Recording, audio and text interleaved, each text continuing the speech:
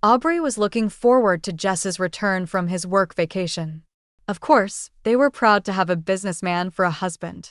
Many of her acquaintances even felt jealous of her when they first got married 5 years ago. Aubrey agreed, more or less, that money concerns were a thing of the past with a husband like his. On the other side, she had also not encountered many issues before to marriage. Yes, she only made a meager living as a schoolteacher, but that was sufficient for her. She also has no housing problems. She was married for love rather than money because she had inherited a modest suburban home from her parents. 5 years later, though, her happiness had diminished. Due to her husband's frequent business travels, Aubrey was left alone at home. To exacerbate the situation, they were still childless. Her question was frequently, "What kind of family is this? I sit here by myself with no kids and a husband who isn't home too often. Why is this business even necessary for him? Everything would be so much easier if he worked a regular job." And now, sitting at home, she was waiting for him once more while feeling anxious and raising some unsavory suspicions. Aubrey, however, shoved them away. Why assume the worst? Jesse would never be unfaithful to her. He would have just told her if he had found someone else. He wouldn't lead two lives. A knock on the door was heard. Aubrey hastily hurried to open it, believing her husband had misplaced or forgotten his key. However, it wasn't him. She didn't identify the older man who got stranded in the storm. "Hello," he said. "Please do not panic. I am neither a vagrant nor a robber. As you can see, the weather deteriorated while I was walking home. Thus, I became entangled in this whirlwind. I was unable to locate a ride. Would you mind letting me warm up inside since the buses aren't running? I can pay, even if it's just in the hallway," he said. "Of course, come in," asked Aubrey. "Money is not required." The man muttered, "I have a little friend with me too," pointing to a Dalmatian dog at his feet. "Oh, bring him in too," advised Aubrey. "You don't have to abandon your pal outside. Come on over to the kitchen. There, it's warm.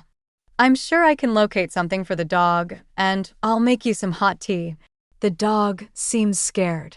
As Aubrey listened to the old man's narrative, she busied herself finding him something to eat. "My name is Mr. Perez," he introduced himself. "Even though I live in the city and am retired, I chose to walk the dog in the neighboring woods today. The weather got awful, so I thought we would go for a walk." "It happens," Aubrey agreed, placing a steaming cup of tea in front of him. Just then, Jesse called to say he would be delayed and might not return until morning. Aubrey was disappointed. She had really been looking forward to seeing him today and had even prepared a special dinner. But what could she do? Work was work. At least she had a guest and his dog to keep her company. Mr. Perez continued his story. "The dog isn't actually mine," he said. "I found him recently in terrible condition. Maybe hit by a car, but as you can see, he's fine now. No broken bones. He is a good dog. I've always wanted a friend like him, but I hesitated because I'm not young anymore. Dogs live 15 years, and I doubt I'll live that long. But now I found a companion, and maybe his real owners will turn up." Meanwhile, the dog, whom the old man called Bailey, warmed up, ate, and began exploring the house. As the dog entered Jesse's study, it stopped in front of the locked drawer, sniffed it, and suddenly began to growl and scratch at the door with its paw. The old man hurried to get the dog away. "I don't understand what got into him," he muttered. "What could he have sensed in there? It's only a drawer. My husband keeps his papers in there. I don't even know which ones." "My husband doesn't involve me in his affairs," Aubrey said. "Maybe he sensed something strange, but there's no food in there, of course." "Indeed, it's very unusual. This dog is intelligent. You can tell someone has trained him before. He knows how to give his paw and understands commands. He's quite well behaved." Meanwhile, the weather didn't improve, and Aubrey offered Mr. Perez and Bailey a place to stay for the night. In the morning, after feeding them breakfast, she saw them off again, assuring them they owed her nothing. "Thank you, dear, for your hospitality. the old man said. "And forgive us again for barging in on you like this." "Don't mention it," she replied.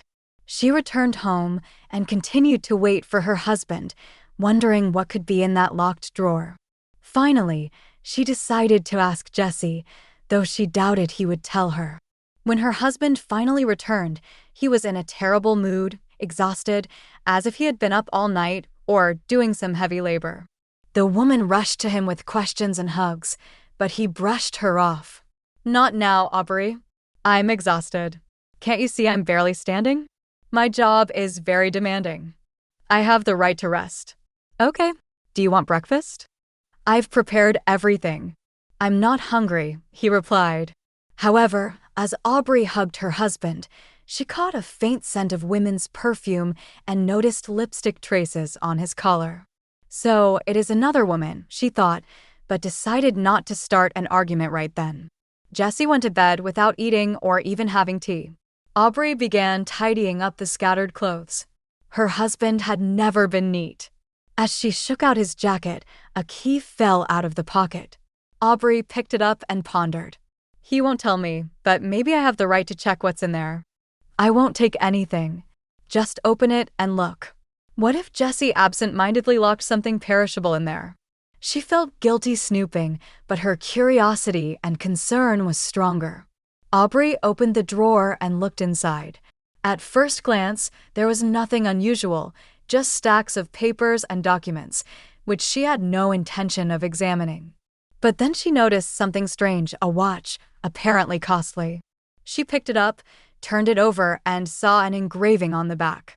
"To my beloved Wayne from his wife on his 30th birthday." The name meant nothing to her. But why did her husband have these watches? Did he buy them? But why buy watches with a personal engraving? Did he find them? That would also be strange. "Well, did you find what you were looking for?" she heard behind her, a mocking voice. "No, Jesse, I'm not spying. I was just curious. You see," she started to explain, but her husband cut her off. "I see. Who asked you to snoop in my business? My competitors? Were you looking for some documents? Which ones? Tell me." "No, I don't understand any of that." "And I don't know your competitors," she said, frightened. "But where did you get these watches?" Jessie snatched the watches from her hand, put them back in the drawer, and locked the door. "What I keep in there is none of your business," he snapped. "And I don't want to see you doing anything like this again. Understand? This is ridiculous. Having to hide everything from your own wife in your own home," Aubrey said, choking back tears. She had so many questions and so much to say, particularly about how their marriage seemed to be unraveling. But this wasn't the moment.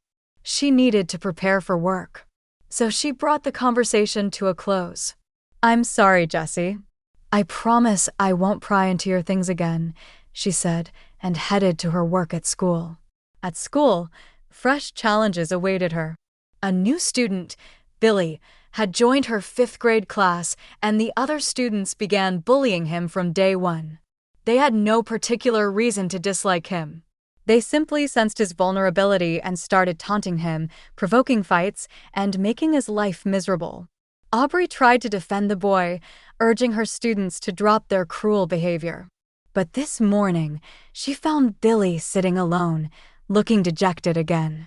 She already knew from Billy's file that his mother had passed away when he was just 2 years old, and his father, a successful businessman, had remarried. And now his father was in the hospital in a coma after being attacked during a robbery. It was no wonder the boy was always depressed. And now he was also dealing with conflicts at school. As a result, he mostly talked to Aubrey, finding no one else he could connect with. During a break, they talked. "How are things at home?" Aubrey asked gently. "Any news about your dad?" No change," Billy sighed. "And my dog is missing. You know, I had the most wonderful dog. My dad gave him to me when I turned 5. He was a pedigreed dog, Dalmatian, very smart and obedient. He knew all the commands. He couldn't have gotten lost on his own. I think someone must have lured him away, but I hope he finds his way back home." Aubrey suddenly remembered her guests from the night before and wondered if Bailey could be Billy's dog. She decided to visit Mr. Perez and asked him to come to the school the next day. Maybe the dog and the boy will recognize each other, she thought. That very day, she went to the address the old man had left, and when he learned why Aubrey was looking for him, he promised to come with the dog to school. The dog was the first to recognize his young master, barking to greet him. "Comet!" Billy exclaimed, rushing to the dog. They recognized each other immediately. The boy cried tears of joy, and the dog licked his face with its big pink tongue. "So, his name is Comet?" The old man smiled. "I called him Bailey, but he always looked at me like I was crazy." "Like, what are you talking about?" "I'm not Bailey." Of course, Mr. Perez was upset, losing his recently found companion, but there was nothing to do. Bailey had his legal master. He said his goodbyes and left, while Aubrey decided to walk Billy home. On the way, the boy opened up a little, sharing more about his situation. It turned out that he understood far more than most adults gave him credit for.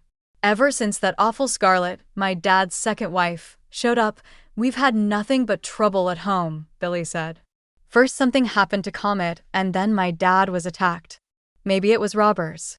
They probably took his money and the watch my mom gave him before she died." When Aubrey heard this, dark thoughts swirled in her mind again. The watch, she remembered seeing it in Jesse's safe. Could Comet have been barking at the safe because he sensed his master's watch inside? She wondered. "What's your dad's name?" she asked Billy. "Wayne," the boy replied, and a chill ran down Aubrey's spine. She hadn't been mistaken. The watch belonged to the man who had been robbed. "But what does my husband have to do with any of this?" she thought, confused. "He couldn't possibly be involved in the robbery, could he?" Aubrey decided she needed to confront Jesse and get to the bottom of this. That evening, she confronted him directly. "Jesse, I need to know about those watches. It seems they might be connected to someone. It seems they might be connected to something serious. I'm not accusing you of anything. Maybe you just bought them." But Jesse laughed dramatically, shaking his head. "My own wife suspects me of wrongdoing. Come, Aubrey, let me show you something." He led her to the drawer, opened it, and said, "Where are these watches?" "Show me, because I don't see them." Aubrey peered inside, and indeed, they were gone. Something was definitely off. Jesse had clearly hidden them, treating them as evidence. But they were there. "I saw them," she insisted. "What did you see?" "These were my watches. I must have left them out. And there's no engraving on them. You must have seen these, but your mind painted a different picture. You need help, Aubrey, before it's too late." But Aubrey was completely sure of what she had seen, although she couldn't prove it. After that incident, she began to fear Jesse, realizing he was capable of anything. As for Billy, she formed a genuine friendship with him. In class, he was no longer teased and was even treated with respect. Many envied him for having such a wonderful dog, Comet. Mr. Perez and the dog met Billy from school every day. A day later, after their first meeting, Billy called Mr. Perez and asked to let Comet stay with him. Scarlett, Billy's stepmother, was totally against the dog. And while the boy's father was in the hospital, he decided that it would be better for the dog to stay away from an angry woman. Mr. Perez reassured him that the dog would still be Billy's, but would live with him for now. Time went on.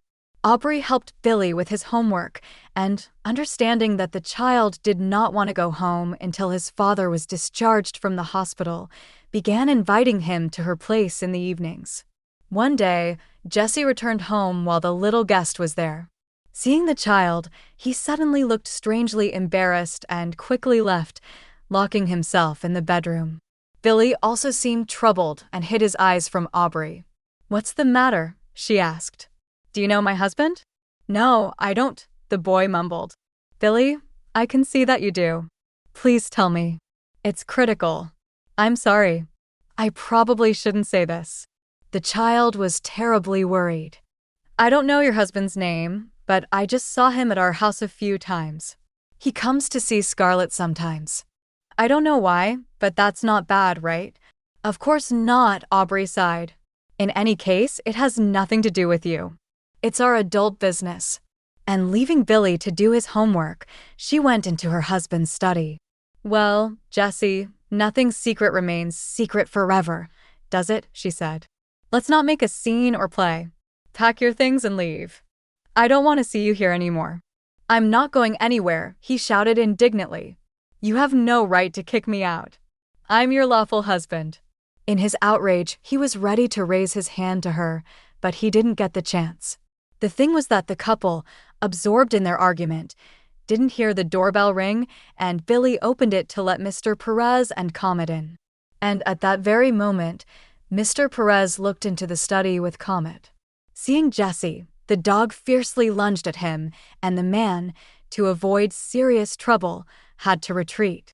Billy, who had been watching all this, exclaimed, "It's so clear now. If Comet could talk, he would say everything. But even without words, it's clear. Scarlet and this man tried to get rid of my dog, and they took Comet somewhere, maybe even beat him. Don't worry, no one will hurt you now."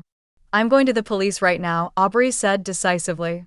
At the police station, she told them about seeing the watches of Billy's father in Jesse's drawer. Jesse was finally caught and couldn't evade the consequences. It turned out this wasn't his first offense, that he had been using his supposed business as a front for his criminal activities. He was a thief, and the police had been after him for quite some time. During the interrogation, it turned out that it was Scarlet who had directed Jesse to her husband by paying him. Moreover, she was counting on a lethal outcome to become a widow. But instead, she, like Jesse, was now awaiting trial in custody. A few days later, Billy arrived at school with a broad smile. "Mrs. Parker, guess what? My dad woke up. They called me this morning." "What nice news," Aubrey replied and offered to come with him to the hospital. Wayne had indeed regained consciousness and, according to the doctors, was expected to make a full recovery soon. They were allowed to visit him, and he was now fully alert. Billy rushed to embrace his father, overjoyed to have him back. "How could I not come back when you need me?" Wayne smiled, ruffling his son's hair. "Dad, this is my teacher. She'll tell you later how she solved the real crime, the attack on you, with Comet's help." "Thank you so much," Wayne said to Aubrey with a smile of gratitude. Soon he was discharged from the hospital. Aubrey's friendship with Billy didn't end there. In fact, she soon became his mother in every sense of the word. After Aubrey and Wayne finalized their divorces, they got married. Mr. Perez didn't disappear from their lives either. He became like a grandfather to Billy.